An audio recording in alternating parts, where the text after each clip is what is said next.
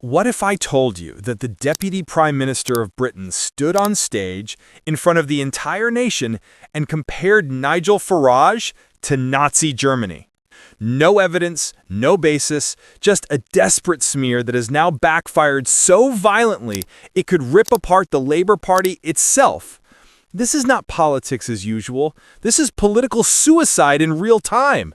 And you need to hear every detail. Here are the hard facts. David Lammy, the Deputy Prime Minister, was asked a simple question by reporters. Do you think Nigel Farage is racist? Instead of restraint, Lammy reached for the most toxic accusation possible. He implied that Farage had flirted with the Hitler Youth in his school days. The reaction was instant. Headlines screamed. The public exploded. Social media erupted. Within hours, Lammy was forced to retreat, stumbling in front of cameras saying he accepted Farage's denial and clarified his position. But the damage was done. Keir Starmer himself, the Prime Minister, was dragged into the row. He admitted on record for the first time that Nigel Farage is not racist, and nor are the millions of Reform UK voters.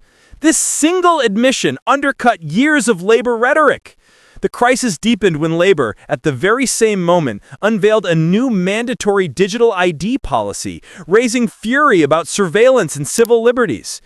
Farage called it proof the establishment seeks control, not security.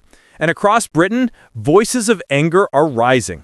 Jane, this is not just a gaffe. This is a turning point. Lammy's smear was not only reckless, it stripped away the mask of Labour's strategy. For years, they relied on whispers, dog whistle accusations, and insinuations. But when put under pressure, he shouted Nazi. And now the party looks both desperate and weak. Completely, John. The Nazi comparison is political dynamite in Britain. It cheapens genuine history. It insults millions who lived through the Second World War or whose families fought in it. For older Britons, this is not just a political spat. It is an offense, a moral injury. And voters over 65 know the difference between serious argument and reckless slander. Exactly. And what happened next is even more dangerous for Labour. Starmer's admission. For months, he has allowed his MPs to frame Reform UK as toxic, racist, divisive. Then suddenly, when cornered, he admits Nigel Farage and Reform voters are not racist. Do you understand what that means? It is political gold for Farage. His campaign teams will replay that clip in every rally. It gives them legitimacy from the very lips of the Prime Minister. And what about Labour's so-called solution, a mandatory digital ID scheme? That is not border control. It is not solving illegal crossings in the Channel. It is a blanket measure that places ordinary citizens under suspicion. Pensioners, workers, homeowners, everyone. People who have lived through ration books, through national service, through genuine sacrifice will now be told they need to register digitally with the government? It feels like punishment for the law-abiding while failing to stop the real problem. And Farage warned this exact thing for years. He said the establishment would sacrifice freedom first while boats keep coming across the Channel. And now Labour has proven him right.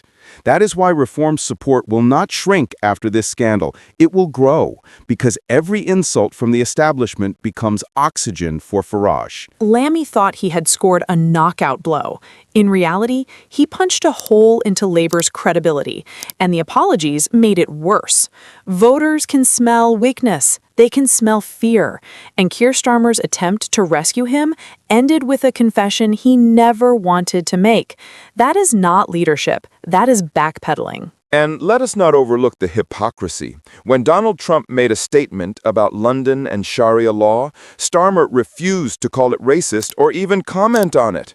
One rule for Farage, another rule for international allies.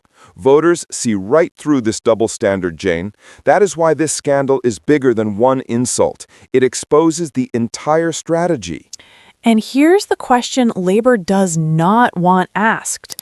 If they truly believe Reform UK is dangerous, if they truly believe Britain's borders must be defended, then why are they smearing voters instead of fixing the problem?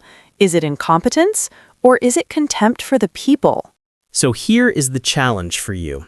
When a deputy prime minister compares his opponent to Nazi Germany without evidence, when a prime minister confesses the smear was baseless, and when a government prefers digital IDs over real border control, what does that tell you about who they serve? The people or themselves? Leave your answer in the comments below, and make no mistake, this story is only beginning. Subscribe now to Alert View and ring the bell, because we will keep uncovering what Westminster wants to hide.